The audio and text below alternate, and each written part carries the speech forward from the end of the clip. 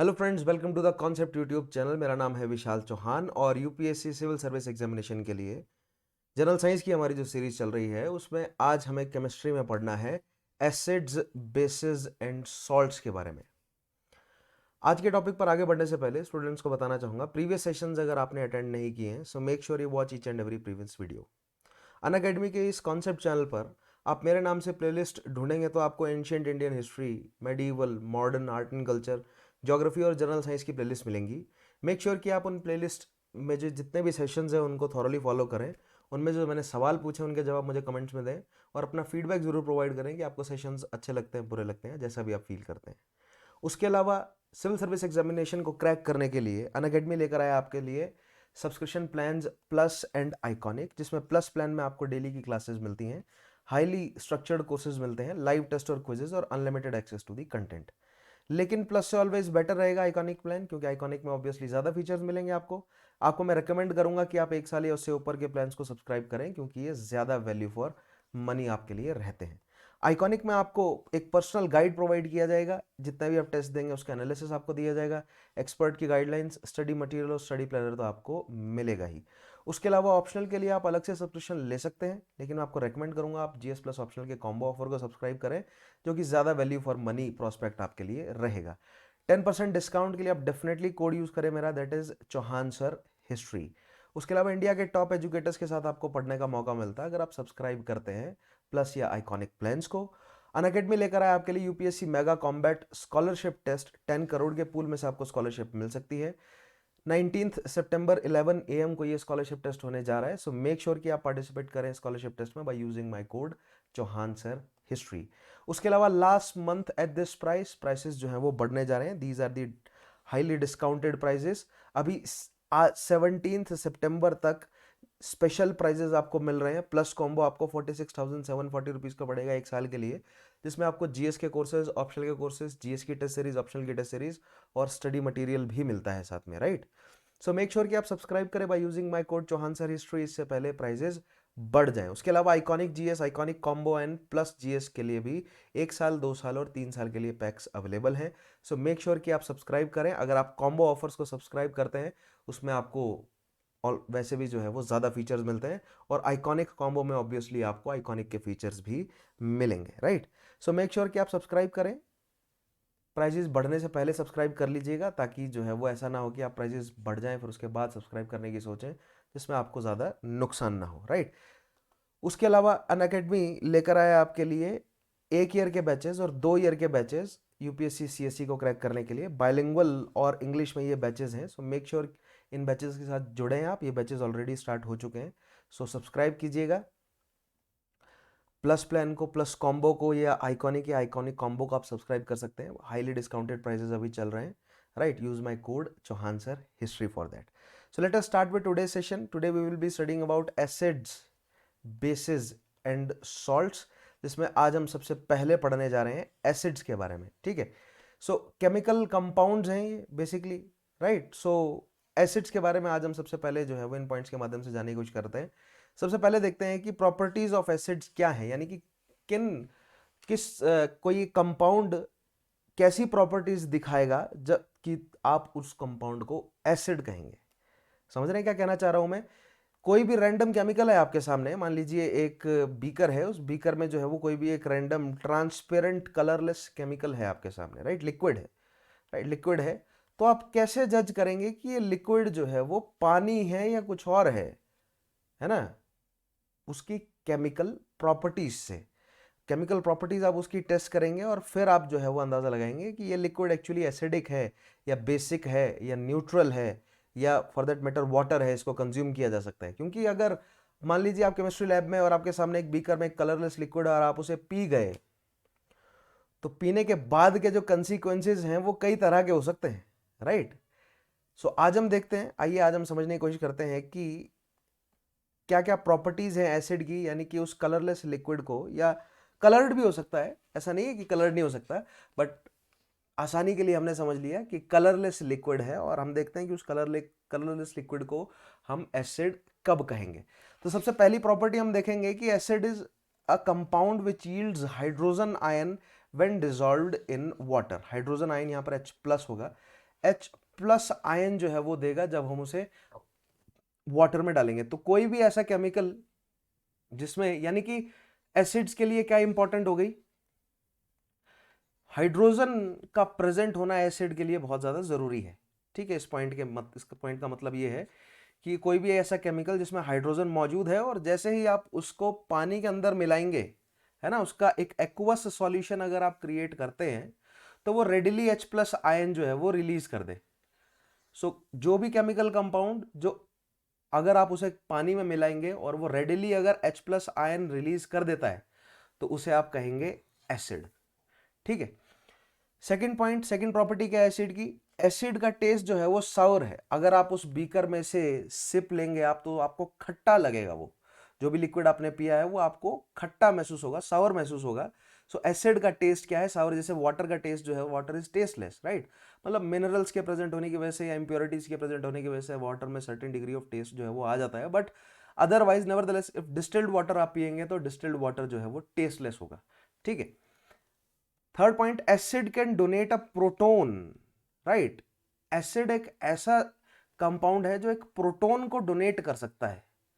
अब अगर आप एक हाइड्रोजन के एटम को देखते हैं तो हाइड्रोजन का एटॉमिक मास क्या है, 1 है। दैट मीन इसके पास एक प्रोटोन है और इसके आस पड़ोस में क्या घूम रहा होता है, एक इलेक्ट्रॉन घूम रहा होता है ना। ठीक है, तो अगर आप हाइड्रोजन से इस इलेक्ट्रॉन को छीन लेंगे तो बेसिकली ये क्या बन जाएगा, H+ का आयन बन जाएगा। तो बेसिकली बचेगा क्या, बचेगा केवल एक proton. H+ ion is nothing but a proton. ठीक है, क्योंकि जो इलेक्ट्रॉन था वो तो रिलीज हो गया, राइट। तो acid can donate a proton. Acid ऐसे लिक्विड है जो हाइड्रोजन आयन देते हैं, इस तरह कह लीजिए, या एसिड ऐसे लिक्विड है जो एक प्रोटोन को डोनेट करेंगे। इस कॉन्सेप्ट को बोलते हैं ब्राउनस्टेड लाउरीज कॉन्सेप्ट। ठीक है, तो हम इतना डिटेल में नहीं जाएंगे, हम ब्राउनस्टेड लाउरी कॉन्सेप्ट के पूरे जो है वो डिटेल्स में नहीं उतरेंगे, बट उसका कंक्लूजन ये है कि एसिड्स दे डोनेट प्रोटोन। और प्रोटोन बेसिकली क्या होता है, वैसे तो प्रोटोन आपको कहीं से भी मिल सकता है ना, कोई भी एलिमेंट जो है वो एक इलेक्ट्रॉन, एक जो है वो प्रोटोन आपको निकाल कर दे सकता है। बट एसिड्स के केस में, जिसमें खास तौर पर हाइड्रोजन प्रेजेंट होता है, अगर हाइड्रोजन से इलेक्ट्रॉन ले लिया जाए तो बचता है केवल एक प्रोटोन, राइट। नेक्स्ट पॉइंट है acid can accept an electron.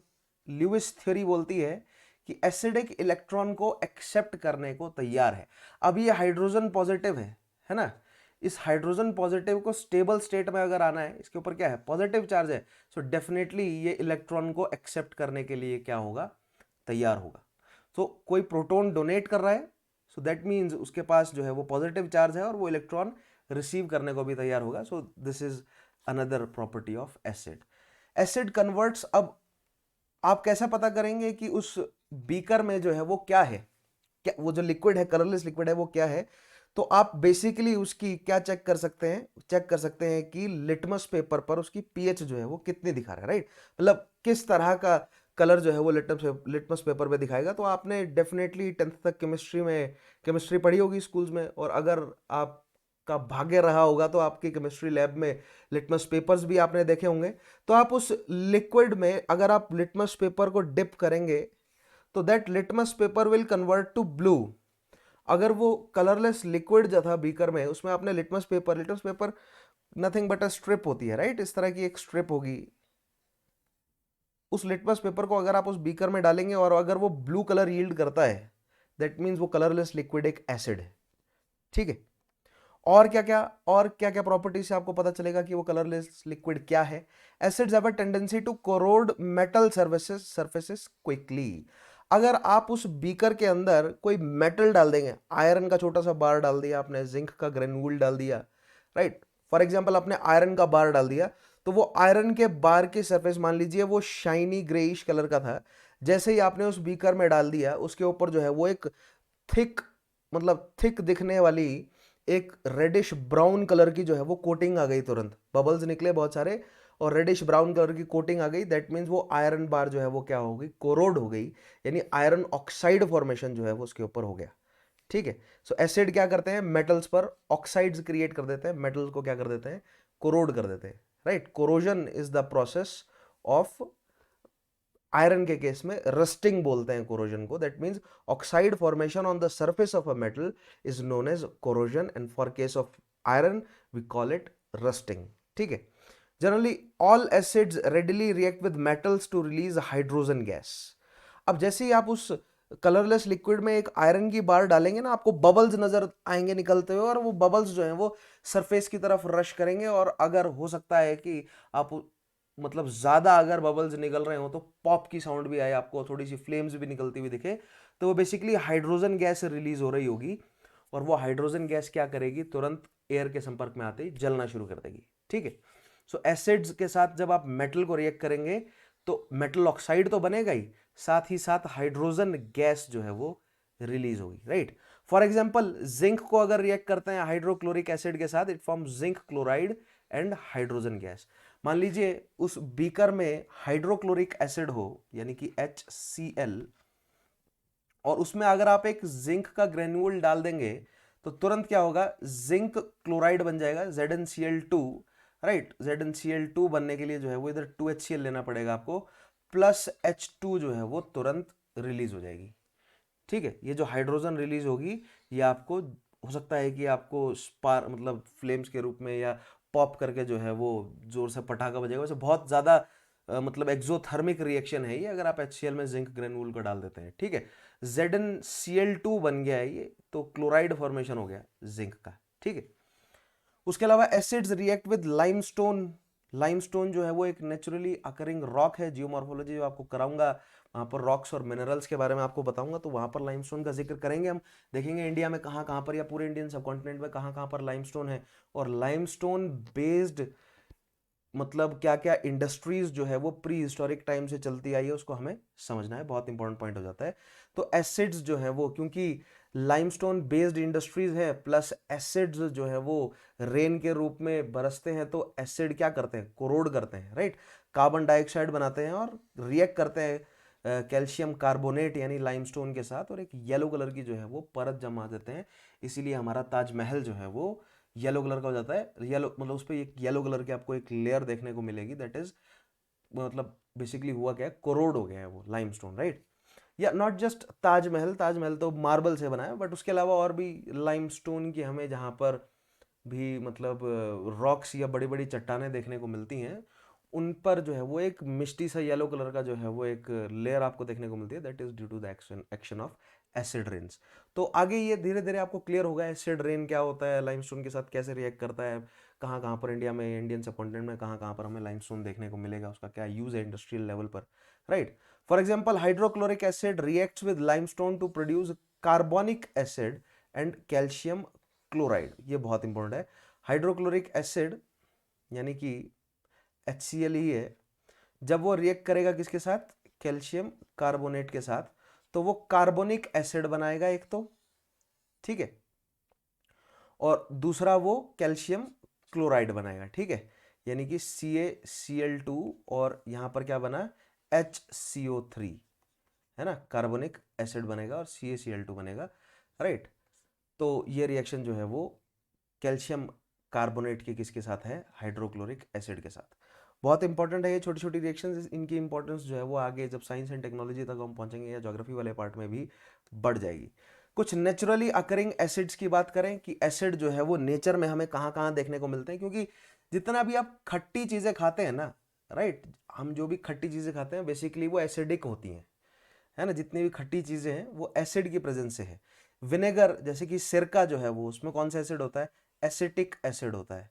Orange में या जितने भी सिट्रिक फ्रूट ही हम उन्हें सिट्रिक या सिट्रस फ्रूट बोलते हैं, क्यों, क्योंकि उनमें सिट्रिक एसिड होता है। ऑरेंज की फैमिली का है ना, जैसे मौसमी है, उसके अलावा नींबू है ना, लाइम वगैरह, ये सब जो है वो क्या कंटेन करते हैं, सिट्रिक एसिड, जो कि वो खट्टापन हमें देते हैं, राइट।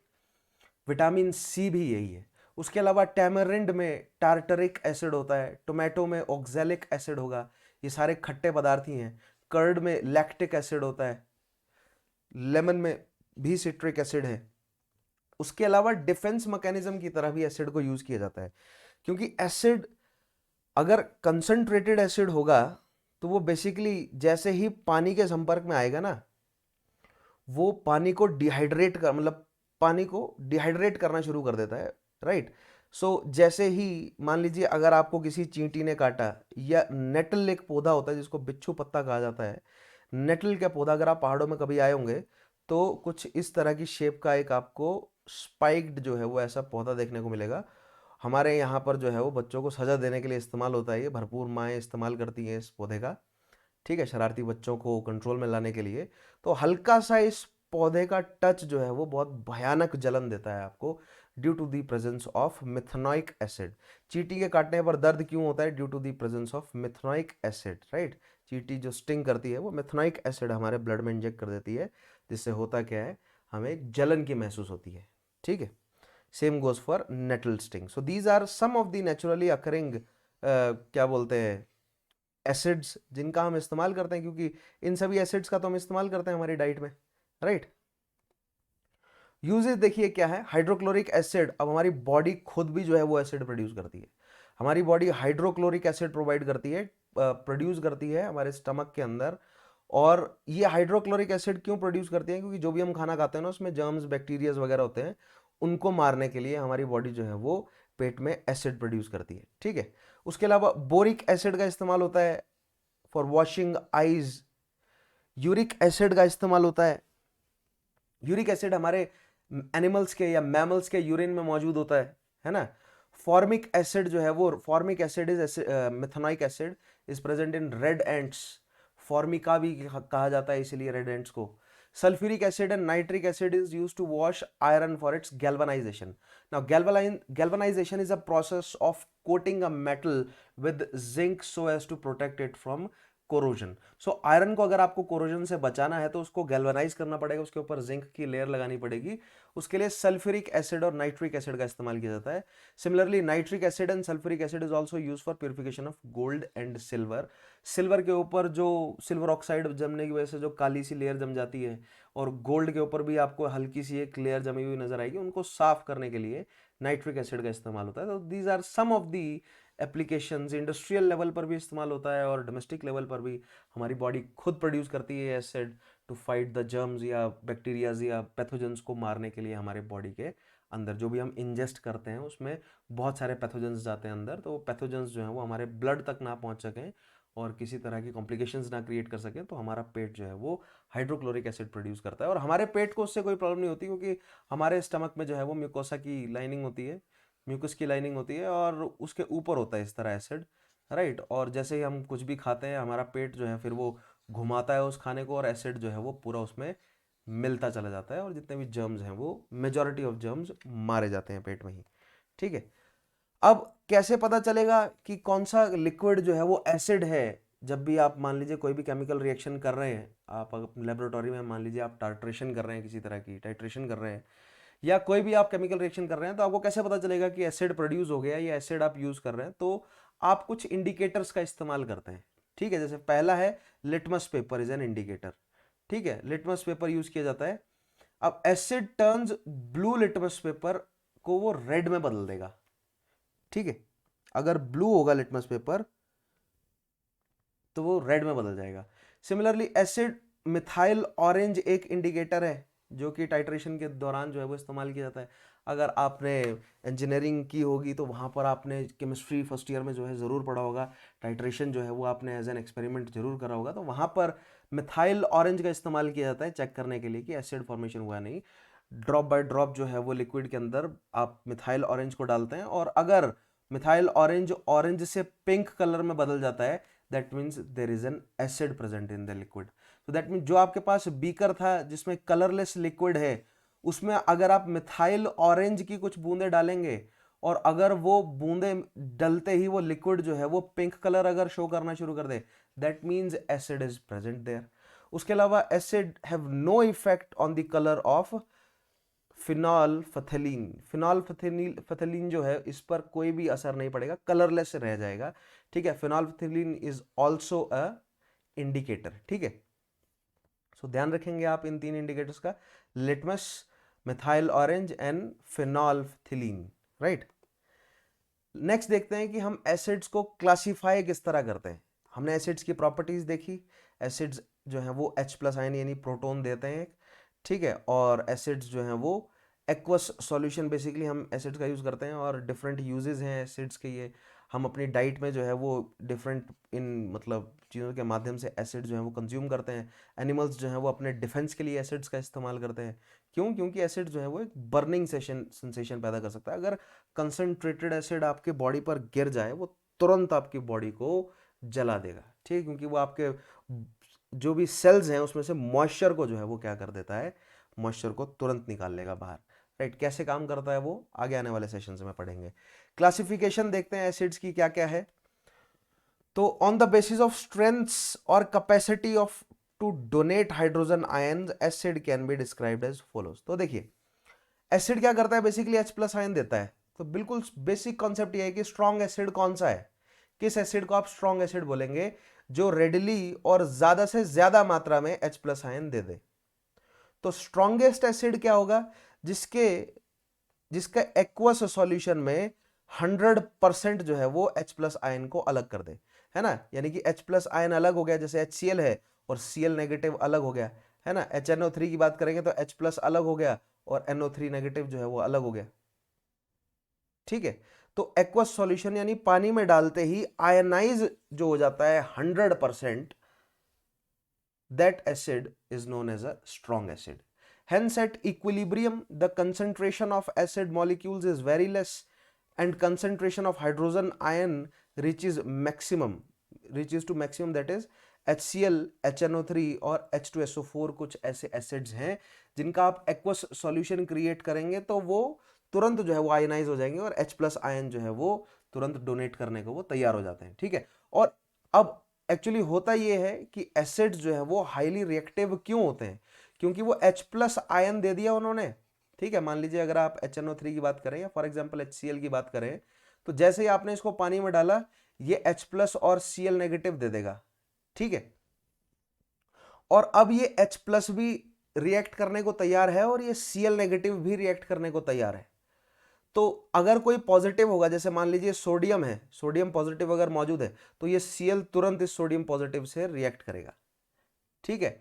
या अगर कोई नेगेटिव मौजूद है, जैसे मान लीजिए O2 अगर मौजूद है तो ये तुरंत जो है वो H+ इस O2 से रिएक्ट करेगा, ठीक है। सो इसका मतलब ये है कि जो स्ट्रॉन्ग एसिड है वो आयनाइज हो जाता है, रेडिली आयनाइज हो जाता है और इसके पास पॉजिटिव और नेगेटिव आयन होते हैं। ये अब तुरंत पॉजिटिव और नेगेटिव आयन जो है वो फर्दर केमिकल्स को रिएक्ट करते हैं। अब यानी कि अब आप यहां पर ये एक बात और देखिएगा, जो ज्यादा इलेक्ट्रोनेगेटिव है ना, एक तो पॉजिटिव क्योंकि पोलर होता है, क्योंकि आयन है ना तो पोलर होगा, एक पॉजिटिव एंड होगा एक नेगेटिव एंड होगा। तो ये नेगेटिव एंड जो है क्या है, ये एक इलेक्ट्रोनेगेटिव एंड होता है ना। और जो पॉजिटिव एंड है वो बेसिकली एक प्रोटॉन है। तो ये प्रोटॉन भी रेडिली जो है वो इलेक्ट्रॉन एक्सेप्ट कर सकता है और ये जो सॉरी ये भी क्या करेगा, एक रेडिली आयनिक बॉन्ड बनाएगा और ये भी एक रेडिली आयनिक बॉन्ड बनाएगा। That is what makes acid so dangerous. जैसे मान लीजिए आप HCl को स्किन पर डालेंगे, है ना, मतलब बहुत सारे लोग वेपन्स की तरह इस्तेमाल करते हैं, बदला लेने के लिए इस्तेमाल कर रहे हैं। जैसे फॉर एग्जांपल गलती से मान लीजिए मैंने गलत बोल दिया कि आप अगर डालेंगे, ऐसा नहीं कीजिएगा, आप गलती से भी मत कीजिएगा, खुद दूसरों के तो बिल्कुल भी नहीं और खुद के भी नहीं, बहुत गलत चीज़ है ये। और इसके लॉन्ग टर्म असर, क्योंकि स्किन इतनी ज़्यादा जल जाती है, मेरी स्किन पर एक्चुअली गिरा था एसिड एक बार मेरे पैर पर बचपन में खेलते हुए, क्योंकि घर में जो है वो आपने देखा होगा, अगर आप मेरी उम्र के हैं, मेरी एज ग्रुप के हैं, तो आपके घर में टॉयलेट्स को साफ करने के लिए एसिड्स का यूज़ किया जाता होगा। तो हमारे घर में ऐसे एसिड की बॉटल रखी हुई थी और वो बॉटल मैंने टिप कर दी, गलती से बॉल उस पर लग गई और वो बिखर गई। और जब मैं बॉल को लेने गया तो मुझे पैर पे लगा बहुत ज़ोर से और मेरे पैर पे आज भी वो जलने का निशान है। सो भूल कर भी खुद भी और दूसरों को भी एसिड से दूर रखें। बहुत ज़्यादा खतरनाक चीज़ है, बहुत ज़्यादा खतरनाक केमिकल्स हैं ये एसिड। बट आप अगर यूपीएससी के लिए तैयारी कर रहे हैं तो डेफिनेटली आप लोग जो हैं वो इतने मैच्योर तो होंगे ही कि एसिड्स के साथ खेलेंगे नहीं बच्चों की तरह, राइट। सो जैसा कि मैं कह रहा था कि मान लीजिए आपकी स्किन पर जो है वो एसिड गिर जाता है गलती से, तो बेसिकली वो करता क्या है, वो करेगा ये कि जैसे ही वो स्किन पर गिरा वो H+ और Cl नेगेटिव छोड़ देगा, क्योंकि स्किन में सेल्स में जो है वो वाटर मौजूद है। अब वो H+ जो है वो डिफरेंट नेगेटिव आयंस को ढूंढने की कोशिश करेगा और Cl नेगेटिव जो है वो डिफरेंट पॉजिटिव आयंस को ढूंढने की कोशिश करेगा, ठीक है। जिससे होगा क्या, जिससे तुरंत जो है वो स्किन को जलाना, मतलब रिएक्शन से शुरू कर देगा बहुत, क्योंकि ये दोनों ही दोनों ही जो है वो हाईली रिएक्टिव होंगे, और खास तौर पे Cl नेगेटिव जो है वो ज़्यादा रिएक्टिव है। ठीक है, वो तुरंत जो है वो कोशिश करेंगे कि हम किसी न किसी से रिएक्ट कर दें और वो स्किन को जला देंगे। ठीक है, तो दूर रहें एसिड से, ये मैं बार बार बोल रहा हूँ, मैंने गलती से बोल दिया, मैं एक्चुअली कहना ये चाहता था कि आपकी स्किन पे अगर गिर जाए गलती से, ठीक है, या for that matter not just human skin, लेकिन अगर फ्लोर पे भी गिरता है या मान लीजिए किसी भी मेटल पर भी गिरता है, मेटल्स पर आप देखेंगे, मेटल पर गिरने पर भी आपको कितना जो है वो रिएक्ट करता हुआ एसिड साफ साफ नजर आएगा। ठीक है, सो काफ़ी स्ट्रॉन्ग जो है वो, काफ़ी रिएक्टिव जो है वो कंपाउंड रहते हैं एसिड्स। क्यों? बिकॉज रेडली जो है वो क्या हो जाते हैं, आयनाइज हो जाते हैं। Hence at equilibrium the concentration of acid molecules is very less and concentration of hydrogen ions reaches maximum, है ना। concentration of acid molecule, जैसे ही आप पानी में उसको मिलाते रहेंगे तो वो HCl नहीं रहेगा। क्यों नहीं रहेगा? क्योंकि वो आयनाइज हो गया है ना, H पॉजिटिव और Cl नेगेटिव जो है वो अलग अलग हो जाएगा। सो H2SO4 के केस में H पॉजिटिव और CO4 जो है वो 2 नेगेटिव आपको तुरंत मिल जाएगा वहां पर, राइट। सो ये बहुत इंपॉर्टेंट पॉइंट है, ध्यान रखना है आपको। HNO3 के केस में आपको H पॉजिटिव और NO3 नेगेटिव जो है वो तुरंत मिल जाएगा, राइट। अब वीक एसिड कौन सा एसिड है? अब यहां पर ना एक बात और देखिए, ये सारे एसिड्स जो स्ट्रॉन्ग एसिड के एग्जांपल मैंने आपको बताया, जैसे HCl है, H2SO4 है और HNO3 है, ये सारे जो हैं वो एक आयनिक बॉन्ड है इनके बीच में, positive negative positive negative positive negative, ionic bond मिल रहा है आपको, right. But this doesn't mean कि कोवलेंट बॉन्ड बनाने वाले जो कंपाउंड्स हैं वो H पॉजिटिव रिलीज नहीं कर सकते। तो ऐसे बहुत सारे कंपाउंड है कोवलेंट बॉन्ड्स बनाते हैं बट वो H पॉजिटिव रिलीज कर सकते हैं, लेकिन ड्यू टू वो कोवलेंट बॉन्ड्स बनाते हैं वो हाईली आयनिक नहीं होते, है ना। ठीक है, इसलिए वो रेडिली H पॉजिटिव आयन जो है वो रिलीज नहीं करते। तो जब आप उसको एक्वस सॉल्यूशन, ऐसे किसी कंपाउंड का एक्वस सॉल्यूशन जब आप क्रिएट करेंगे तो उसमें क्या होगा, पार्शियल आयनाइजेशन होगा। they only partially ionize in solution at equilibrium state. At equilibrium state acids molecule are present and concentration of hydrogen ion is less. That means अगर आप HF को हाइड्रोजन, HF छोड़िए, HCOOH को अगर आप किसी और नॉन पोलर सॉल्वेंट में अगर मिलाएंगे तो आपको ज्यादा H पॉजिटिव जो है वो निकलते हुए नहीं दिखेंगे। ठीक है, HCOOH जो है वो प्रेजेंट रहेगा। फॉर दैट मैटर अगर आप पानी में इसको मिलाते हैं तो आपको पानी में भी ये अलग तैरता हुआ दिख जाएगा, HCOOH। ठीक है, या पानी में कम जो है ये H पॉजिटिव आयन निकालेगा। This is actually acetic acid. HCOOH is acetic acid जिसको हम कंज्यूम कर सकते हैं। कंज्यूम क्यों कर सकते हैं इस एसिड को? क्योंकि ये एसिड जो है वो एक वीक एसिड है। क्यों है ये वीक? क्योंकि जब आप इसको पानी में मिलाते हैं तो ये ज़्यादा H+ आयन्स नहीं देता, राइट। इसका खट्टा जो है वो आपने विनेगर चखा होगा, दिस इज एसिटिक एसिड। उसके अलावा CH3COOH, H2CO4, ये H2CO4 है, these all are weak acids. क्यों? क्योंकि जब आप इनके एक्वस सॉल्यूशन क्रिएट करेंगे तो ये ज़्यादा बड़ी मात्रा में H+ आयन नहीं देगा।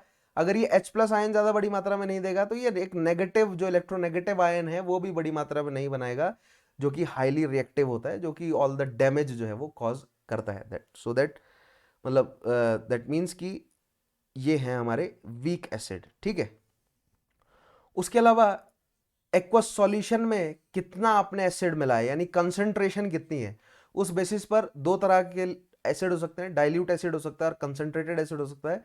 दे have low concentration of acids in aqueous solution, यानी कि मान लीजिए अगर 95 ml जो है वो वाटर है और उसमें आपने 5 ml जो है वो HCl मिलाया। अब आप ना पानी के अंदर HCl को सीधा नहीं डाल सकते, ठीक है। अगर आप पानी के अंदर HCl को सीधा डालेंगे ना तो बहुत जोरदार वहां पर रिएक्शन देखने को मिलेगा। धीरे धीरे एसिड डाला जाता है और मतलब कंटिन्यूस जो है वो स्टरिंग की जाती है ताकि धीरे धीरे जो है वो डाइल्यूट हो और ज़्यादा मतलब एक्सोथर्मिक रिएक्शन जो है वो ना देखने को मिले। ठीक है, तो अगर आपने 95 ml पानी में 5 ml जो है वो अगर HCl मिला दिया तो ये एक डाइल्यूट सॉल्यूशन बन गया। वेराइज अगर आप मान लीजिए कि आपने 80 ml पानी में 20 ml जो है वो HCl मिला दिया, अगर आप मिला सके तो वो एक कंसेंट्रेटेड जो है वो एसिड है।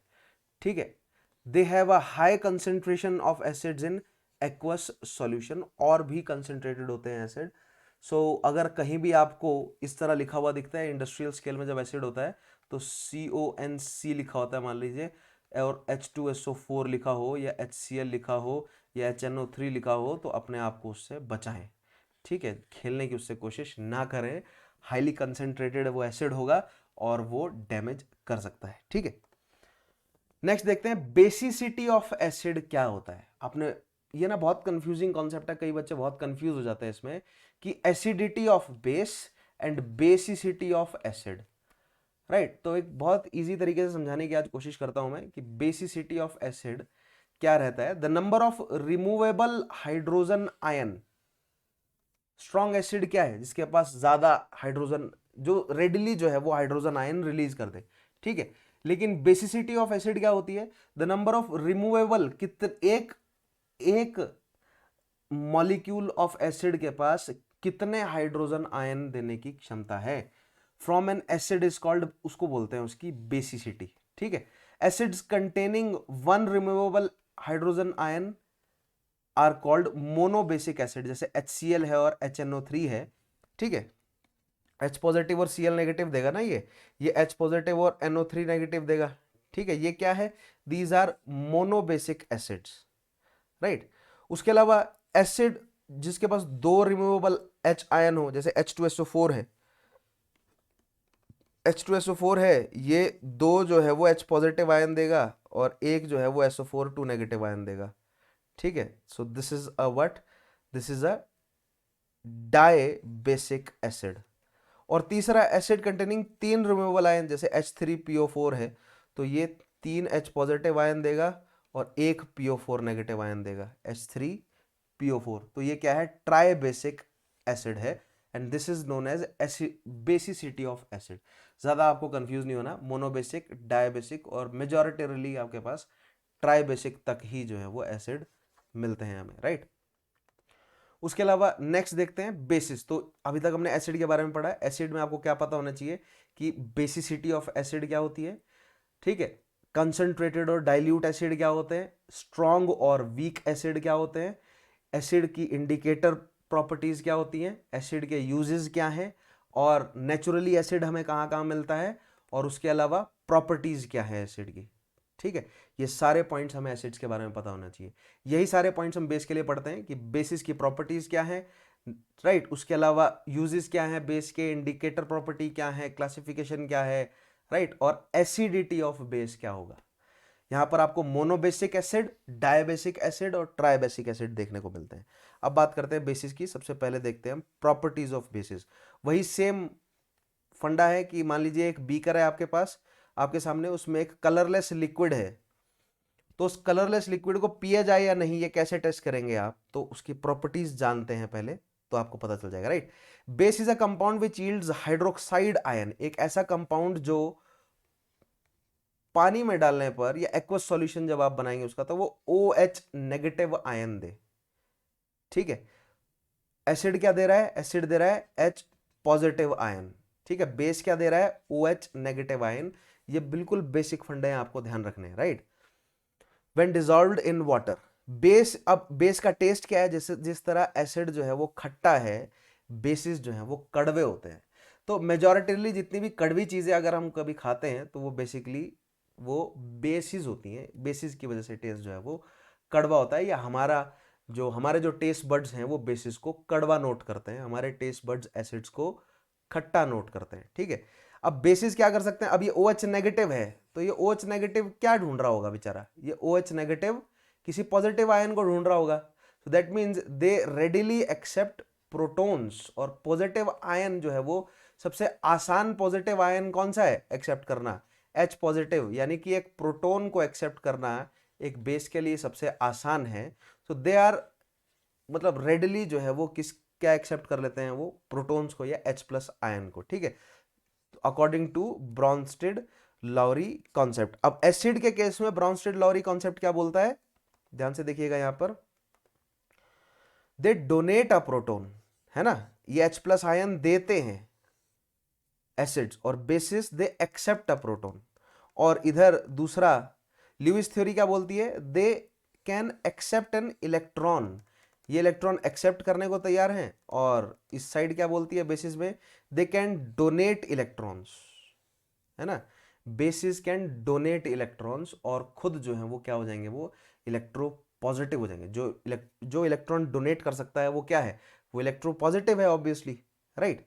एंड नॉट जस्ट इलेक्ट्रॉन, वो नेगेटिव आयन तो छोड़ते ही है, OH नेगेटिव, नेगेटिव आयन है, राइट। बेसिस क्या करता है, टर्न रेड लिटमस पेपर को ब्लू कलर में चेंज करता है। एसिड ब्लू लिटमस पेपर को रेड कलर में चेंज करेगा, बेस रेड लिटमस पेपर को ब्लू कलर में चेंज करेगा। ध्यान रखना है, ऑपोजिट है एक दूसरे का। तो दिस इज टेस्ट। तो दैट मीन्स आपके सामने जो बीकर है, अगर आप राइट अवे चेक करना चाहते हैं वो एसिड है, बेस है, या किसी और तरीके का न्यूट्रल लिक्विड है, राइट। अभी भी हमने ये नहीं तय किया कि उसको पी ले, है ना। जरूरी नहीं है कि वो एसिड या बेस ना हो तो वो पानी ही होगा, वो और कोई भी नॉन पोलर जो है वो सॉल्वेंट हो सकता है, colourless, right, colourless non polar liquid हो सकता है, जो कि हम पी जो है वो नहीं सकते, राइट। सो अगर आप उसी सेम बीकर में एक रेड लिटमस पेपर को डुबाएंगे तो वो ब्लू कलर यील्ड करेगा। Bases also have a tendency to corrode metal surfaces. Same goes for acids. Acids and bases both corrode metal surfaces. That means क्योंकि दोनों ही एक H प्लस आयन देता है, एक OH नेगेटिव आयन देता है, दोनों रिएक्टिव हैं, राइट। अगर वो OH नेगेटिव आयन दे रहा है तो वो खुद क्या बनेगा, है ना। अगर कोई भी बेस है, मान लीजिए NaOH हमारे पास एक बेस है, इसका सॉल्यूशन आप क्रिएट करते हैं, एक्व सॉल्यूशन बनाते हैं, तो ये क्या बनाएगा, ये Na पॉजिटिव और OH नेगेटिव देगा। अब now this Na positive is highly reactive, electropositive है ये, and OH negative is also highly reactive, ठीक है, इलेक्ट्रोनेगेटिव है ये, है ना। दोनों जो हैं वो रिएक्टिव है, right. Same goes for HCl। HCl क्या देगा, H पॉजिटिव और Cl नेगेटिव, ये दोनों ही एंड्स जो हैं वो हाईली रिएक्टिव हैं। तो जैसे ही मेटल के संपर्क में कोई भी बेस आएगा, खासतौर पे कोई भी स्ट्रॉन्ग बेस या स्ट्रॉन्ग एसिड आएगा, they will react with that metal surface and most probably they will form oxides और किसी तरीके का कॉरोजन, नॉट जस्ट ऑक्साइड, लेकिन उसके अलावा वो क्या बोलते हैं, हेलाइड भी प्रोड्यूस कर सकता है, यानी क्लोरीन जैसे आयरन या जिंक के संपर्क में आएगा तो जिंक हेलाइड, जिंक जो है वो क्लोराइड वहां पर बन गया था, राइट। HCl और जिंक को जब हमने रिएक्ट किया था। Bases are good conductor of electricity and show a pH value more than 7। अब देखिए pH के बारे में वैसे तो मैं आपको बताऊंगा कि pH जो है वो एक हम मेजर करते हैं एसिडिटी और बेसिसिटी को, यानी कोई मटेरियल जो है वो कितना एसिडिक है, कितना बेसिक है। तो pH का स्केल चलता है 0 से 14 तक, ठीक है, और 7 पे बैठता है न्यूट्रल। तो 7 से 14 की जो रीडिंग देगा वो तो होगा बेसिक, वो होगा बेस, और जो 7 से 0 की रीडिंग देगा वो होगा एसिड, और जो 0 के जितने नजदीक होगा वो उतना स्ट्रॉन्ग एसिड होगा, जो 14 के जितने नजदीक होगा वो उतना स्ट्रॉन्ग बेस होगा। ध्यान रखना है आपको, ठीक है। Bases react with oils and grease to form soap molecules. A reaction between a base and a metal is similar as for acid to form a salt and release hydrogen gas. For example, अगर आप NaOH को zinc के साथ जो है वो react करेंगे तो यहां पर आपको क्या देखने को मिलेगा रिएक्शन में, आपको OH, देखिए Na पॉजिटिव है और OH नेगेटिव है, राइट, और प्लस यहां पर Zn जो है वो क्या है वैसे तो ये रिएक्शन ज्यादा जो है वो हो नहीं पाएगा, क्यों, क्योंकि सोडियम जो है वो ज्यादा स्ट्रॉन्ग एलिमेंट है जिंक से, बट नेवरदलेस वही सेम जो है वो आपको क्या बोलते हैं रिएक्शन यहां पर होता हुआ नजर आएगा कि हाइड्रोजन जो है वो रिलीज होगी और एक सॉल्ट फॉर्मेशन हो जाएगा, किसका, किसके साथ, बेस और मेटल के साथ, राइट। ठीक है, तो यहां पर अगर मैं इसको रिएक्ट करता हूं तो मुझे क्या मिलेगा, Na2 जिंक भी यहां पर रहेगा और O2 भी रहेगा, प्लस H2 जो है वो गैस के रूप में हमें रिलीज होता हुआ मिलेगा। सो अगर आप NaOH में Zn मिलाते हैं, ठीक है, 2NaOH अगर मैं लूं और जिंक इसमें मिलाऊं तो यस डेफिनेटली यही रिएक्शन जो है वो मुझे होता हुआ नजर आएगा, और in this case also hydrogen is released. ठीक है, उसके अलावा एक यहां पर एक पॉइंट था, ये बहुत इंपॉर्टेंट है, ध्यान से देखिएगा कि bases react with oils and grease to form soap molecules. ठीक है, ये बहुत इंपॉर्टेंट पॉइंट है। आगे जब मैं आपको इंडस्ट्रियल यूज बताऊंगा, सोप के बारे में हम पढ़ेंगे, डिटर्जेंट के बारे में पढ़ेंगे, है ना, तो वहां पर ये पॉइंट हमारे लिए बहुत ज्यादा इंपॉर्टेंट हो जाएगा। Next, but this reaction can only occur when a metal is strong enough to displace another metal from its parent constituent। जैसे इस केस में सोडियम हाइड्रोक्साइड और जिंक है, zinc is not as reactive as sodium, but still यहां पर जो है वो एक सॉल्ट हमें बनता हुआ नजर आता है। But in majority of cases, for instance reaction between sodium and hydroxide zinc, NaOH जो है वो सोडियम स्ट्रांग है, इसलिए उसने जिंक को जो है वो Na2ZnO2 बना दिया और H2 जो है वो गैस के फॉर्म में रिलीज हो जाएगी। उसके अलावा वाटर सॉल्युबल बेसिस जो है वो एल्कली बेसिस कहते हैं उनको, NaOH KOH, क्योंकि ये Na पॉजिटिव और K पॉजिटिव देंगे, वो रेडली वाटर के अंदर जो है वो मिक्स हो जाते हैं। कई सारे बेसिस जो है वो वाटर के अंदर मिक्स नहीं होते हैं, ठीक है, ध्यान रखना है आपको।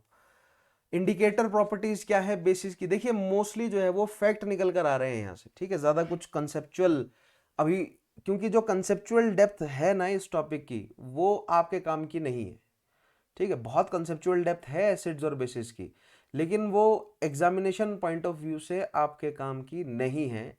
एग्जामिनेशन पॉइंट ऑफ व्यू से आपके काम की है फैक्चुअल नॉलेज यहाँ पर, और रेस्ट अगर आपको फैक्चुअल नॉलेज या थोड़ा बहुत कॉन्सेप्ट अगर और क्लियर करना है तो एनसीईआरटी, कौन सी एनसीईआरटी, क्लास 10th की एनसीईआरटी का, साइंस की एनसीईआरटी का चैप्टर नंबर 2 है एसिड्स बेसिस एंड सॉल्ट, उसको जो है वो जरूर पढ़ लीजिएगा, यही सारे पॉइंट्स उसमें आपको मिल जाएंगे, ठीक है। उसके अलावा और बहुत डिटेल में है, कंसेप्चुअल डेप्थ है, उसके लिए आपको मतलब 11th या 12th में जो है वो खासतौर पर 12th में एसिड बेसिस के बारे में और डिटेल में बोला गया है, बताया गया है, बट वो हमारे कंसर्न से बाहर की बात है, ठीक है। हमें बेसिकली बेसिक समझ होनी चाहिए कि एसिड्स क्या है, बेसिक क्या है, प्रॉपर्टीज क्या है, इंडिकेटर्स के साथ कैसा रिएक्ट करते हैं, ठीक है, और क्लासिफिकेशन उनकी क्या है, राइट। अब इंडिकेटर के साथ बेसिस कैसे रिएक्ट करते हैं, तो basis turn red litmus paper two blue, ठीक है। एसिड्स क्या करते हैं, एसिड जो है वो ब्लू लिटमस पेपर को रेड में कन्वर्ट करते हैं।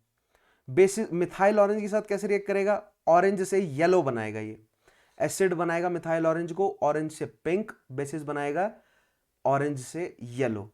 उसके अलावा bases convert phenolphthalein colour from colourless to pink, ध्यान रखेंगे ये पिंक वाले पॉइंट पर आप मिथाइल ऑरेंज के साथ कंफ्यूज नहीं करेंगे।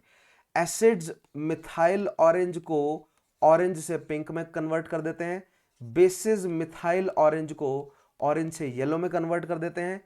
एसिड्स फिनोल्फथैलीन के साथ रिएक्ट नहीं, मतलब फिनोल्फथैलीन के साथ कोई भी कलर चेंज नहीं करेंगे, और बेसिस फिनोल्फथैलीन को कलरलेस से बना देंगे पिंक। बहुत ही ज्यादा इंपॉर्टेंट पॉइंट है ये, right. Indicator properties of basis and acids, direct facts हैं, आपको रिवाइज करेंगे आप जितनी बार याद रहेंगे, ठीक है।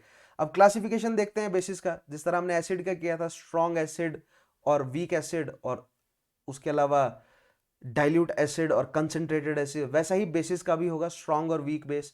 एसिड के केस में क्या था, कौन सा एसिड स्ट्रॉन्ग है जो एच पॉजिटिव को यील्ड करेगा, कौन सा बेस स्ट्रॉन्ग है जो OH नेगेटिव को यील्ड करेगा।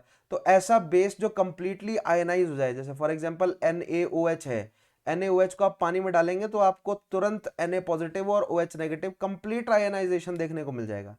Hence NaOH is a strong base. एक स्ट्रॉन्ग बेस कैसा बेस है जो कंप्लीटली आयनाइज हो जाता है एक एक्वस सॉल्यूशन में। On the basis of strength or capacity to produce hydroxide ions, bases are classified as follows. Strong base, they completely ionize in water to produce hydroxide ions, example sodium hydroxide, potassium hydroxide, right? Potassium hydroxide के साथ भी यही होगा, KOH will give us K positive and OH negative in aqueous solution, right? Solid KOH को अगर आप पानी में डालेंगे तो आपको aqueous solution में देखने को मिलेगा K पॉजिटिव और OH negative. Hence KOH is also a strong acid, oh sorry, base. Weak bases क्या है, जो समय पर OH नेगेटिव को रिलीज नहीं करे या पार्शियल आयनाइजेशन हो, and equilibrium lies mostly towards reactant sides, right. जैसे कि अमोनिया में पानी अगर आप मिलाते हैं, ठीक है, NH3 में अगर आप H2O को ऐड करेंगे तो आपको क्या यील्ड होगा, NH4 यानी अमोनियम आपको मिलता है, ठीक है। अमोनियम ऑब्वियसली पॉजिटिव आयन होता है और आपको OH नेगेटिव जो है वो aqueous ion, sorry hydroxide ion जो है वो देखने को मिलेगा, राइट। सो ये क्या है, पार्शियल आयनाइजेशन आपको देखने को मिल रहा है, कंप्लीट आयनाइजेशन नहीं।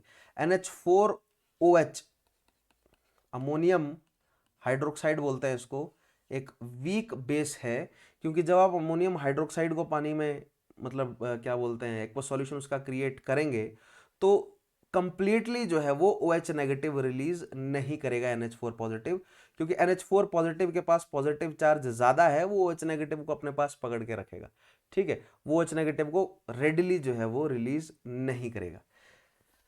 इतना आपको डिटेल में नहीं जाना, आपको बस वो स्ट्रॉन्ग और वीक बेस का समझना है। स्ट्रॉन्ग बेस कौन सा है, जो OH नेगेटिव रेडली जो है वो मतलब वो जो कंप्लीटली आयनाइज हो जाए, दोनों केसेस में।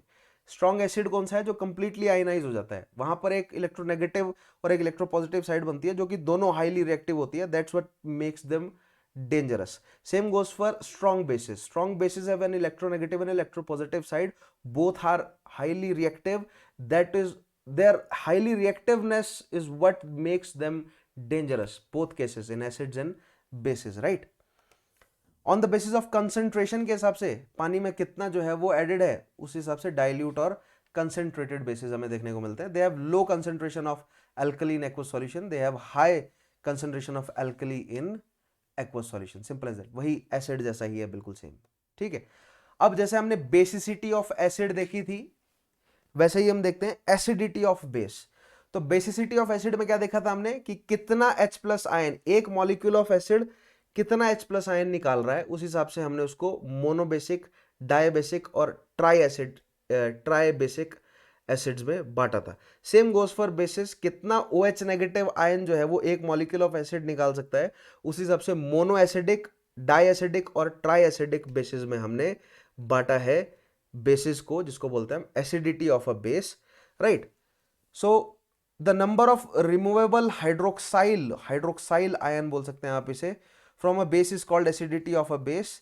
बेसिस तो ध्यान रखना है आपको, एसिडिटी ऑफ अ बेस, जो ज्यादा OH नेगेटिव निकालेगा, ठीक है, वो ऑब्वियसली स्ट्रॉन्ग एसिड होगा, है ना, ठीक है। नहीं, स्ट्रॉन्ग एसिड वो एसिड है जो ज्यादा या कंप्लीटली जो है वो क्या हो जाता है, आयनाइज हो जाता है। स्ट्रॉन्ग एसिड क्या है, स्ट्रॉन्ग एसिड वो एसिड जिसके पास ज्यादा क्या है, ज्यादा या कंप्लीटली जो है वो आयनाइज हो गया, तो कंप्लीटली जो है उसके पास इलेक्ट्रोनेगेटिव और इलेक्ट्रोपॉजिटिव बचे जो सारे के सारे रिएक्ट कर देंगे, दैट इज हाई रिएक्टिविटी जो है वो उनकी, वो उनको डेंजरस बनाती है। सेम गोज फॉर बेसिस, एक ऐसा बेस जो कि ट्राई एसिडिक हो, that doesn't make them a strong base, बल्कि जो कि कंप्लीटली आयनाइज हो जाए, ऐसा बेस जो है वो स्ट्रॉन्ग बेस कहलाएगा।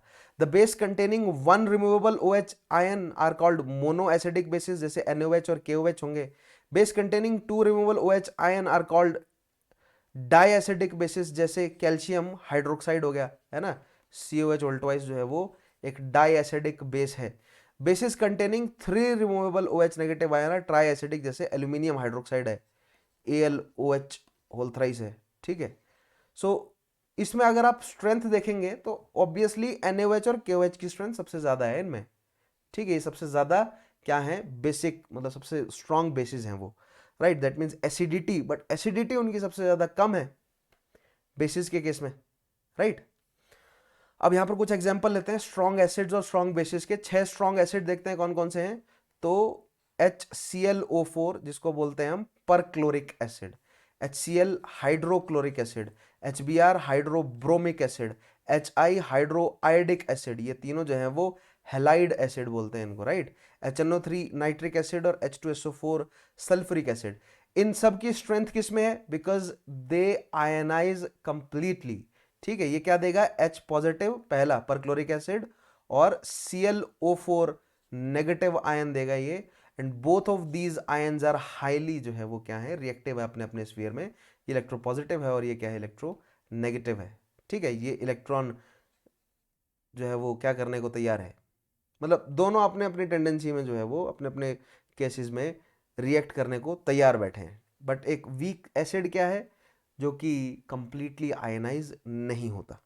Same goes for strong basis, lithium hydroxide, sodium hydroxide, potassium hydroxide, calcium hydroxide, strontium hydroxide, barium hydroxide, ठीक है, ये क्या है, CaOH होल ट्वाइस है ये, है ना, this is CaOH whole twice, Sr strontium hydroxide और बेरियम हाइड्रोक्साइड, और यहां पर जो है वो क्या है, अब calcium hydroxide, strontium hydroxide and barium hydroxide, ये तीनों के तीनों जो हैं वो क्या है, डाई एसिडिक बेसिस हैं एसिडिटी के हिसाब से, ठीक है, और ये फर्स्ट थ्री क्या है, ये मोनो एसिडिक बेसिस हैं।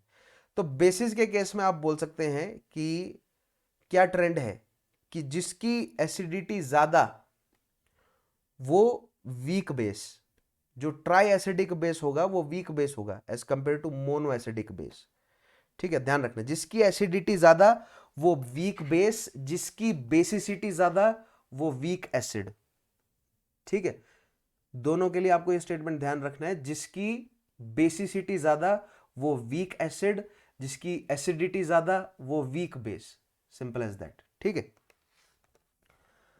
अब हम बात करते हैं पीएच स्केल की, ठीक है, यहां पर पीएच होगा, pH scale, a scale of measuring hydrogen ion concentration in a solution is called pH scale. तो पीएच स्केल बेसिकली क्या नापता है, हाइड्रोजन आयन कितने हैं, ठीक है। On pH scale we can measure pH generally from 0 to 14। तो hydrogen ion बहुत ही ज्यादा होंगे तो ऑब्वियसली क्या होगा, वो एक बहुत ही ज्यादा स्ट्रॉन्ग एसिड होगा। तो मैंने आपको बताया ना 0 से 14 तक हम नापते हैं, जिसमें 7 जो है वो न्यूट्रल है, 0 के नजदीक जो भी रीडिंग देगा वो क्या है, हाईली एसिडिक, और 14 के नजदीक जो भी रीडिंग देगा वो क्या है, हाईली बेसिक जो है वो मतलब सॉल्यूशन कहलाएगा। PH should be thought of a simply as a number which indicates the acidic or basic nature of a solution. Higher the hydronium ion concentration, lower the pH value, है ना, जितना ज्यादा hydronium ion होगा, H positive होगा, उतना कम जो है वो उसकी pH वैल्यू होगी। pH न्यूट्रल सॉल्यूशन, पानी का pH दैट मींस कितना होगा, 7 होगा, पानी जो है वो न्यूट्रल सॉल्यूशन है। Values less than 7 pH scale जो है वो एसिडिक सॉल्यूशन होंगे, जैसे citric acid, tartaric acid, oxalic acid, hydrochloric acid, sulphuric acid, these will yield a value of less than 7, ठीक है, 7 से जो है वो सॉरी यस लेस देन 7 की वैल्यू होगी, राइट। जैसे मान लीजिए HCl जो है वो आपकी समवेयर अराउंड 2.2 से 2.8 के बीच में वैल्यू देगा, ठीक है, या उससे भी कम होता है, कंसंट्रेशन पर डिपेंड करता है, लेकिन 2.8 से 2.78 की वैल्यू जो है वो हाइड्रोक्लोरिक एसिड दे रहा है, लेस देन 7 है, क्या है, ये हाईली एसिडिक है, ठीक है, इनफैक्ट इससे भी कम देगा, इसके अराउंड तो सिट्रिक एसिड दे देता है 2.2 से 2.8 के अराउंड। As the pH value increases from 17 to 14, 17 से 14 बेसिस, और जो 14 की तरफ पुश कर रहे होंगे 13 point something, 12 point something, these will be strong bases, जैसे KOH हो गए, NaOH हो गए, राइट।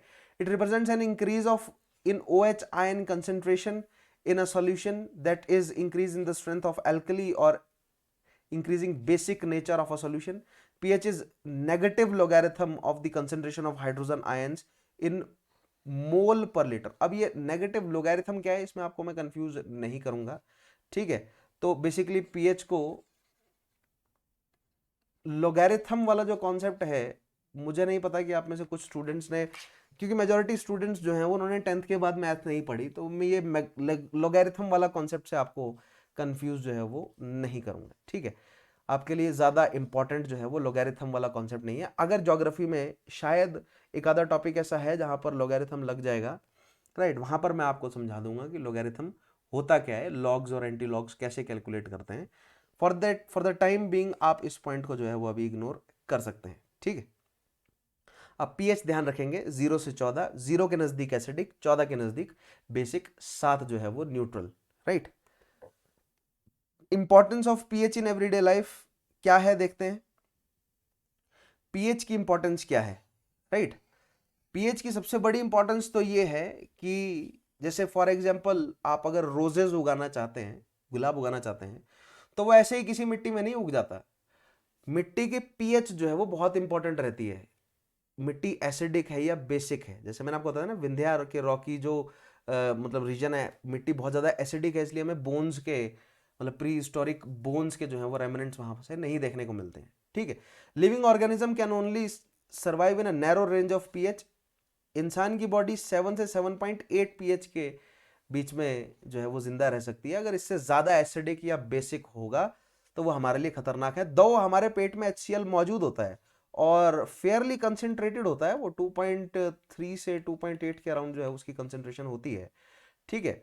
बट मैंने आपको बोला ना, जो म्यूकस की लेयर है वो उस एसिड को हमारे स्किन से टच नहीं होने देती हमारी बॉडी के अंदर, हेंस जो है वो एसिड हमें कुछ नहीं कर पाता। बट जैसे ब्लड है, ब्लड की जो है वो pH 7.8 के अराउंड होती है हमारी बॉडी में, राइट।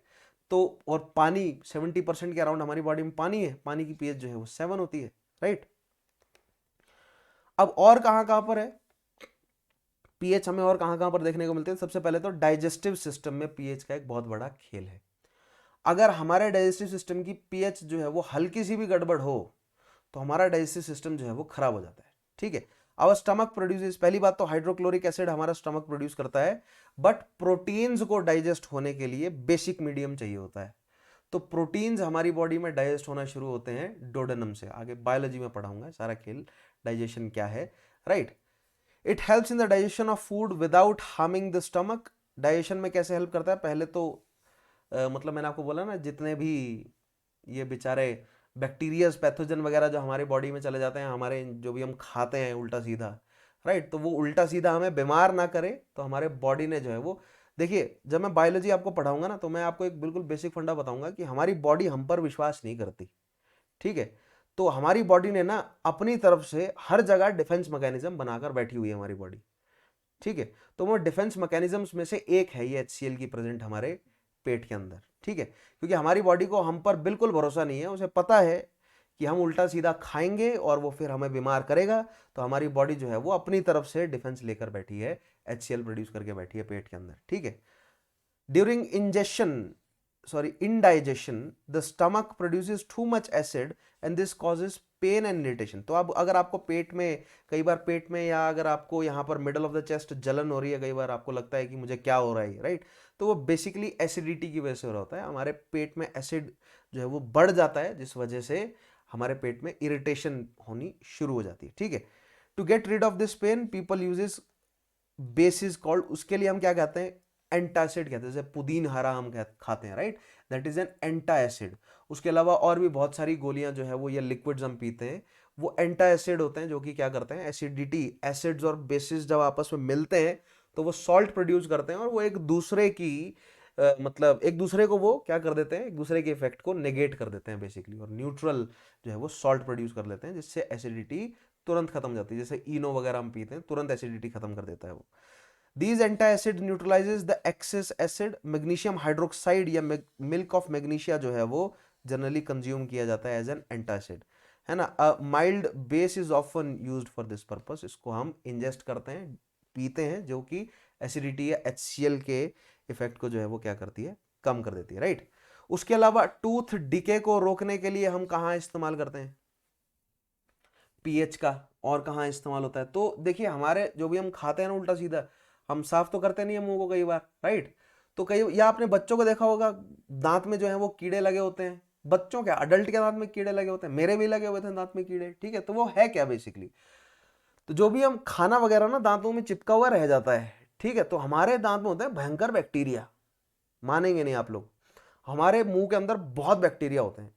तो वो बैक्टीरिया जो है वो, जो भी खाना इधर उधर चिपका रह जाता है उसको खाना शुरू करते हैं, और जब वो खाते हैं तो वो जो वेस्ट प्रोड्यूस करते हैं ना, उस वेस्ट से दांत हो जाते हैं सड़ना शुरू, ठीक है। या वो धीरे धीरे जो है वो कोरोजन हो जाता है, जो हमारी दांत के ऊपर की आउटर मोस्ट लेयर है एनिमल जो है वो एनिमल कोरोड होनी शुरू हो जाती है, ठीक है। टूथ जो है वो डिके होने शुरू हो जाते हैं, राइट। और पीएच क्या होती है मुंह की पीएच जो है वो एसिडिक होती है स्लाइटली, ठीक है, 5.5 के अराउंड या उससे कम होती है। Tooth decay starts when pH of mouth is lower than 5.5, ठीक है, इससे कम जो है वो एसिडिक हो जाता है, तो बैक्टीरियाओं की मौज हो जाती है, फिर बैक्टीरिया फिर जम के जो है वो दांत को सड़ाते हैं।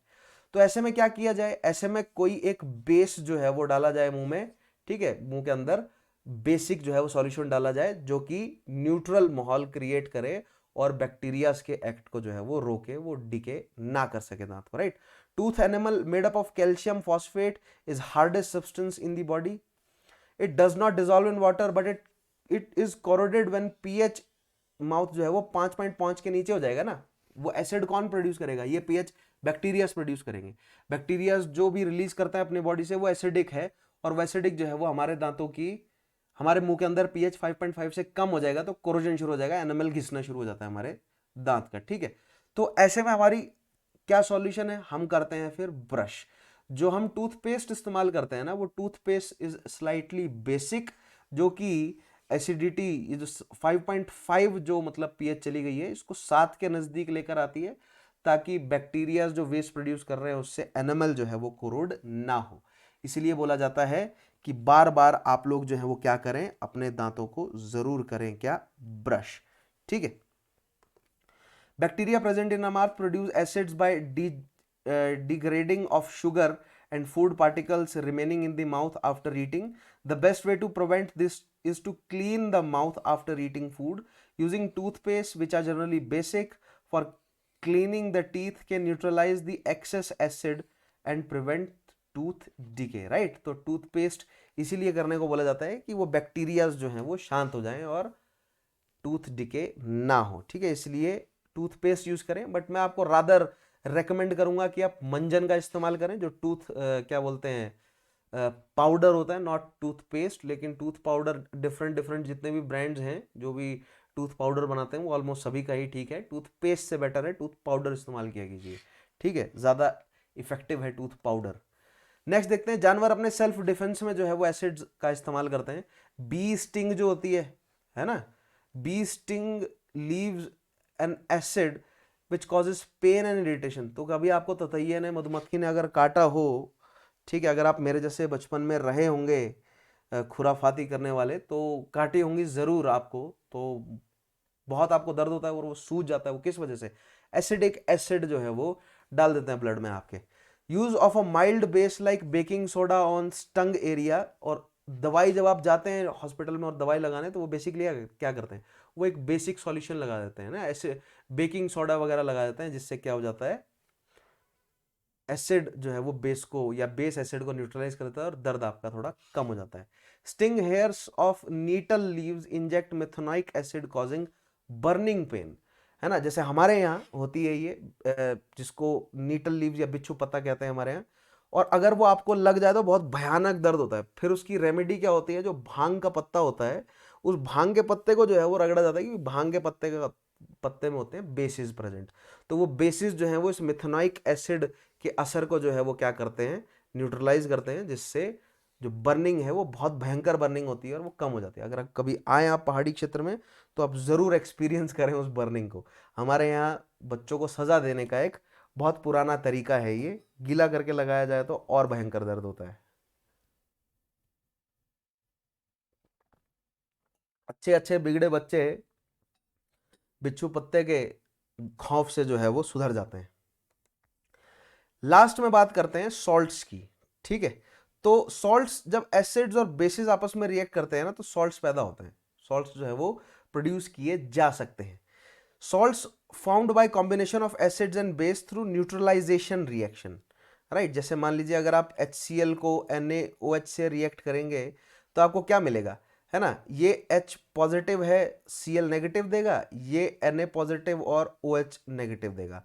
तो ये H पॉजिटिव नेगेटिव को कब पकड़ेगा, ये पॉजिटिव नेगेटिव को पकड़ेगा, तो क्या मिलेगा आपको मिलेगा NaCl प्लस H2O।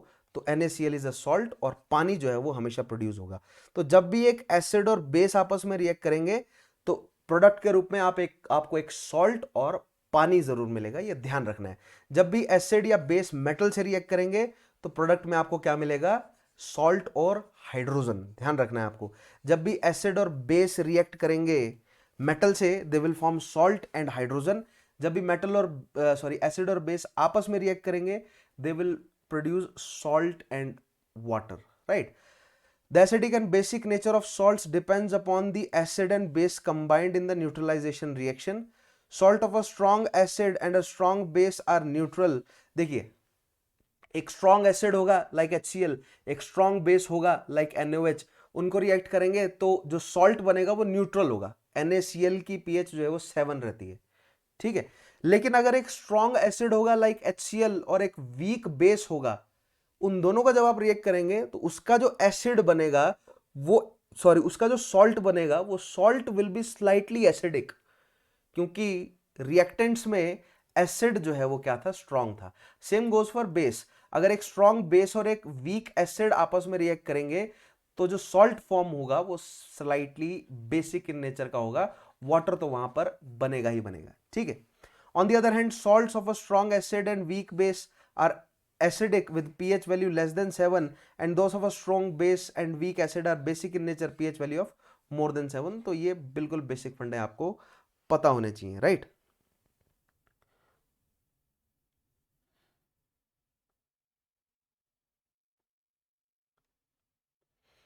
तो इसके मैं अगर आपको कुछ एग्जांपल्स दूं तो HCl में अगर आप NH4OH को रिएक्ट करेंगे तो क्या मिलेगा, है ना, ये क्या है H पॉजिटिव Cl नेगेटिव, ये क्या है NH4 पॉजिटिव और OH नेगेटिव। तो पॉजिटिव नेगेटिव को पकड़ेगा और ये तो पानी तो बनेगा ही बनेगा, तो यहां पर NH4Cl plus OH sorry plus H2O बनेगा। अब यहां पर स्ट्रॉन्ग एसिड था और वीक बेस था, तो जो सॉल्ट बना, this salt is slightly acidic in nature, ठीक है। ये एक बिल्कुल बेसिक एग्जांपल है। अच्छा, उसके अलावा और केमिकल्स क्या बनते हैं, common salt, chemicals from common salt जो है वो क्या क्या बनेंगे, जैसे सोडियम क्लोराइड है अपने पास। The common salt is an important raw material for various materials of daily use such as sodium hydroxide, baking soda, washing soda, bleaching powder. Common salt जो है वो खाने में तो हम भरपूर इस्तेमाल कर ही रहे हैं, ठीक है, आयोडाइज्ड यूज कीजिएगा वैसे, बट उसके अलावा इंडस्ट्रियल लेवल पर भी NaCl का भरपूर यूज हो रहा है, क्या बनाने के लिए, sodium hydroxide, baking soda, washing soda और ब्लीचिंग पाउडर बनाने के लिए। आइए देखते हैं कैसे कैसे। सोडियम हाइड्रोक्साइड बनाने में कैसे यूज हो रहा है, that is NaOH। When electricity is pass through an aqueous solution of sodium chloride, ठीक है, कॉल्ड ब्राइन बोलते हैं, पानी के अंदर अगर आप सॉल्ट को मिलाते जाएंगे तो आपको एक ब्राइन जो है वो सॉल्यूशन मिलेगा। It decomposes to form sodium hydroxide, और उसमें अगर आप करंट दौड़ाएंगे तो आपको तुरंत सोडियम हाइड्रोक्साइड मिल जाएगा। ये उसकी रिएक्शन है, 2NaCl प्लस 2H2O, एक्वस है क्योंकि, गिव यू 2NaOH प्लस क्या बोलते हैं Cl2, क्लोरीन निकलेगी प्लस हाइड्रोजन गैस निकलेगी। This process is called chlor alkali process कहा जाता है, क्योंकि इसमें आपको एक एल्कली बेस, मतलब एक बेस तो मिलता ही है, राइट, एल्कली, एल्कली बोलते हैं उसको, प्लस आपको क्लोरीन जो है वो रिलीज होती हुई नजर आती है, right. The three products obtained have varied uses, तो क्लोरीन के अपने अलग यूजेस हैं, हाइड्रोजन के अपने अलग यूजेस हैं, ठीक है, अलग अलग रिएक्शंस में आप इनको यूज कर सकते हैं, प्लस आपको सोडियम हाइड्रोक्साइड तो मिला ही, ठीक है। उसके अलावा ब्लीचिंग पाउडर बनाने में NaCl कैसे काम आता है, chlorine gas formed by electrolysis of NaCl। Electrolysis का मतलब क्या हुआ, ये जो हमने किया है ना, 2NaCl अगर लिया और उसमें जो है वो पानी मिलाया हुआ, मतलब पानी में NaCl को मिलाया हुआ है, और फिर हम बिजली अगर पास करते हैं, इलेक्ट्रोलाइसिस अगर इसका करते हैं, तो रिजल्ट में हमें क्या मिल रहा है, 2NaOH, ठीक है, सोडियम हाइड्रोक्साइड मिल रहा है हमें, प्लस क्लोरीन मिल रही है, प्लस हाइड्रोजन मिल रहा है। तो ये जो क्लोरीन जो मिल रही है, gas form by electrolysis of NaCl, is used for manufacturing of bleaching powder. यहां से ब्लीचिंग पाउडर बनता है। ब्लीचिंग क्या बोलते हैं, bleach is actually highly basic in nature. Bleaching powder is produced by action of chlorine on dry slaked lime.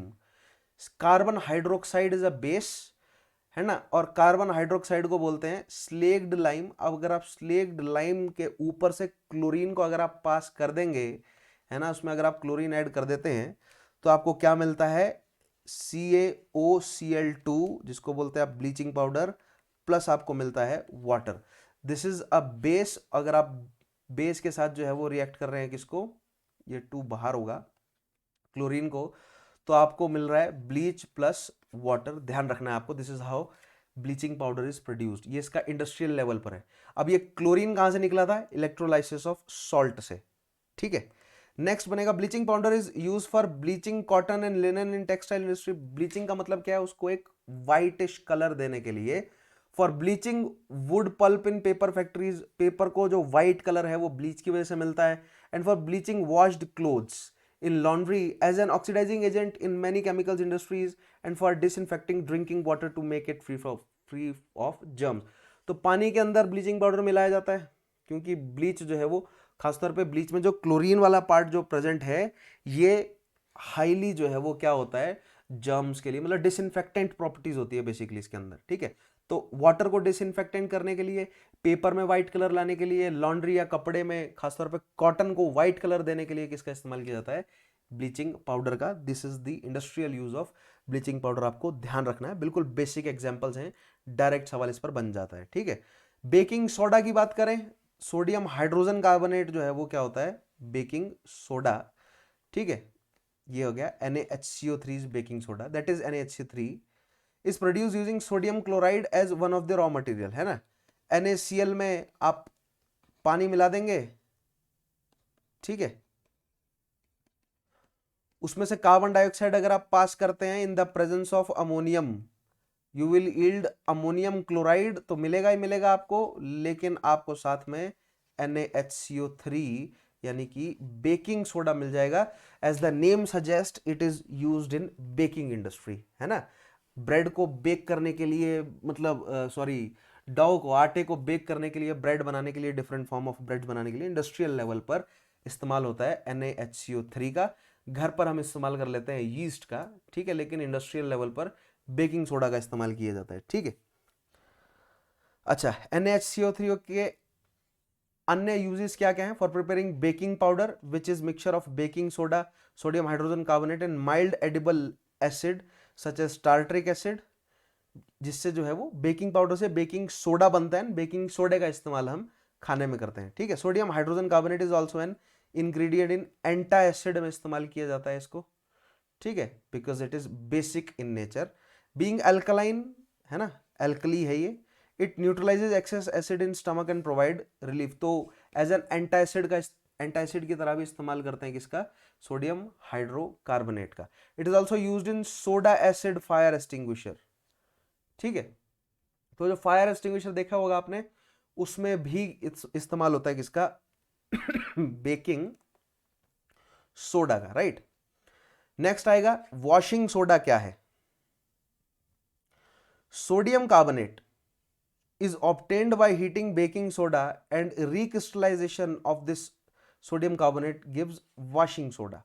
Na2CO3 में अगर 10H2O जो है वो जुड़ा हो साथ में, यानी कि एक्वस सॉल्यूशन हो, 10H2O हाइड्रेटेड हो, मतलब उसको आप कहते हैं क्या, washing soda. And as the name suggest, use क्या है इसका, कपड़ा धोने के लिए, ठीक है। यूज ऑफ वॉशिंग सोडा क्या है, sodium carbonate is used in glass, soap and paper industries, ठीक है। It is used in manufacturing of sodium compound such as borax का इस्तेमाल, आप मुझे बताएंगे बोरेक्स का इस्तेमाल कहाँ किया जाता है, क्या इंडस्ट्रियल यूज है बोरेक्स का, ठीक है। It can be used as cleaning agent for domestic purposes, washing soda, है ना, धोने के लिए काम आता है ऑब्वियसली, सोप बनाने के लिए, डिटर्जेंट्स बनाने के लिए काम आता है। It is use for removing permanent hardness of water. Permanent hardness of water क्या होती है, वाटर के अंदर ऐसे मिनरल्स मौजूद होते हैं जो कि लेदरिंग नहीं, मतलब वाटर में झाग नहीं बनने देते हैं, ठीक है। तो पानी, अगर आपके यहाँ ऐसा पानी आता है जिसमें झाग नहीं बनता है, तो आप अगर वॉशिंग सोडा का इस्तेमाल करेंगे तो वो झाग बनाने लगेगा, ठीक है। आगे इंडस्ट्रियल यूजेस को हम समझेंगे, तो वहाँ पर मतलब जब साइंस एंड टेक्नोलॉजी वाले पार्ट में जाएंगे तो वॉशिंग सोडा को आपको मैं केमिकल लेवल पर ले जाऊंगा, वहाँ पर हाइड्रोफोबिक और हाइड्रोफिलिक कौन कौन से जो है वो टेल्स होते हैं और कैसे काम करता है, ये पूरा सोप डिटर्जेंट वगैरह जो आपको समझाऊंगा मैं। उधर वाटर की हार्डनेस क्या है, उन सारे पॉइंट्स पर डिस्कस करेंगे ऑब्वियसली। उसके अलावा और अदर इंपॉर्टेंट सॉल्ट बेस्ड और water of based on water of crystallization देखते हैं, और क्या क्या है बेसिकली, जिप्सम है सबसे पहले और प्लास्टर ऑफ पेरिस, दो इंपॉर्टेंट चीजें, ये इंडस्ट्रियल लेवल पर इस्तेमाल होते हैं, मोस्टली जो है वो कंस्ट्रक्शन के लिए इस्तेमाल होती हैं। It is hydrated calcium sulphate, CaSO4 होता है जिप्सम, जिसमें क्या है 12 जो है वो पानी के मॉलिक्यूल साथ में हो, ठीक है। हाइड्रेटेड कैल्शियम सल्फेट है, इसको बोलते हैं हम जिप्सम। और इसमें से अगर आप पानी को हटा दें तो बन जाएगा dehydrated calcium sulfate is known as plaster of Paris. On heating gypsum at 373 Kelvin, it loses water molecules and becomes calcium sulfate hemihydrate, CaSO4 half H2O, जिसको बोलते हैं प्लास्टर ऑफ पेरिस, जिसका हम इंडस्ट्रियल कंस्ट्रक्शन लेवल पर बड़े level construction में बड़े level पर इस्तेमाल होता है, ठीक है। It is used as a plaster for supporting fractured bones. अगर आपका कभी हाथ पैर टूटा होगा तो अगर प्लास्टर अगर आपके हाथ पे लगा हो तो वो जो व्हाइट कलर का लेप लगाया जाता है वो बेसिकली प्लास्टर ऑफ पेरिस होता है। अगर आपने कभी बचपन में मुखौटे बनाए होंगे, ठीक है, तो व्हाइट कलर का जो आप लिक्विड इस्तेमाल मतलब पाउडर इस्तेमाल कर रहे थे जिसमें आपने पानी डाला और कुछ देर बाद वो सेट हो गया, that is plaster of Paris. वो आपने जिप्सम का इस्तेमाल किया था basically. It is also use for making toys, materials for decoration and for making surface smooth. Plaster of Paris is a white powder and on mixing with water it changes to gypsum, once again giving hard solid mass. तो CaSO4 half H2O में अगर आप 1.5 H2O add करेंगे तो CaSO4 2 H2O बन जाएगा, that is again आपको gypsum मिल जाएगा और वो हार्ड होता है काफी, ठीक है। जिप्सम में अगर आप 12 H2O मिला देंगे, ठीक है, मतलब 12 अगर वाटर के मॉलिक्यूल होंगे उसके पास, राइट, और फिर आप उसे हीट करेंगे तो वापस आपको प्लास्टर ऑफ पेरिस मिल जाएगा, ठीक है। तो इतना आपको कंफ्यूज होने की जरूरत नहीं है, थोड़ा सा कंफ्यूजिंग है, आप इतना कंफ्यूज ना होइए, आप केवल नाम ध्यान रखिए कि प्लास्टर ऑफ पेरिस क्या है, ठीक है। बेसिकली क्या है, ये हाइड्रेटेड कैल्शियम सल्फेट है और कुछ नहीं, राइट। व्हाइट कलर इसीलिए देता है क्योंकि कैल्शियम प्रेजेंट होता है इसमें। कैल्शियम जहां जहां प्रेजेंट होगा वहां वहां पर आपको व्हाइट कलरिंग मिलेगी, ठीक है। सो इधर आकर आज का ये हमारा टॉपिक होता है खत्म, जिसमें हमने एसिड, बेसिस और सॉल्ट्स के बारे में पढ़ा। तो इनकी प्रॉपर्टीज, इंडिकेटर जो है वो मतलब किस किस इंडिकेटर के साथ क्या क्या कलर देते हैं, सॉल्ट्स के इंडस्ट्रियल लेवल पर यूज क्या है, सॉल्ट्स की प्रॉपर्टीज क्या है, एसिड्स की प्रॉपर्टीज क्या है, बेसिस की प्रॉपर्टीज क्या है, acidity of base and basicity of acid, pH क्या है, ये सब हमने अभी समझा इस टॉपिक में, ठीक है। नेक्स्ट टॉपिक में हम जाएंगे मेटल्स एंड नॉन मेटल्स को समझेंगे। देखिए ज्यादा जो है वो टेक्निकलिटी में मैं उतरा नहीं इस टॉपिक में, फैक्चुअल जो है वो डेटा मैंने आपको प्रोवाइड किया, क्यों, क्योंकि इतना ही सफिशिएंट है आपके लिए अभी, राइट। वैसे तो टेक्निकलिटी में जाऊं तो बहुत ही फिर भयंकर है, फिर मुझे आपको जो है वो चेन्स समझानी पड़ेंगी, उनके ओरिएंटेशन समझाने पड़ेंगे कि कहाँ से आके हाइड्रोजन चिपकता है, कहाँ पर OH नेगेटिव अलग होता है, समझ रहे हैं। तो वो स्ट्रक्चर लेवल पे हम चले जाएंगे, तो उतना आपको पढ़ने की जरूरत है नहीं।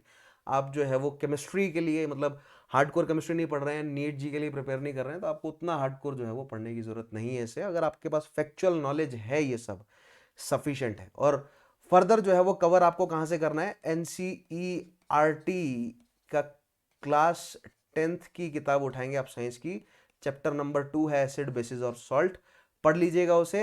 नेक्स्ट टॉपिक में हम पढ़ने जा रहे हैं मेटल्स एंड नॉन मेटल्स के बारे में, इनकी फिजिकल एंड केमिकल प्रॉपर्टीज को समझेंगे। डिफरेंट डिफरेंट जैसे मेटल्स एसिड के साथ कैसे रिएक्ट करते हैं और नॉन मेटल्स एसिड के साथ कैसे रिएक्ट करते हैं, बेसिस के साथ क्या रिएक्ट करते हैं। तो जब हम ये टॉपिक कवर कर लेंगे तो एसिड, बेसिस और सॉल्ट के फंडे आपके और क्लियर हो जाएंगे, मत घबराइए आप, ठीक है। सो यहां पर आकर हम इस सेशन को करते हैं खत्म। 10% डिस्काउंट के लिए आप डेफिनेटली मेरा कोड यूज करेंगे, that is Chauhan sir history. Videos को लाइक करें, शेयर करें, चैनल सब्सक्राइब नहीं किया तो सब्सक्राइब जरूर करिएगा। मिलते हैं आपसे अगले सेशन में, तब तक के लिए अपना ध्यान रखिए, take care, have a nice day.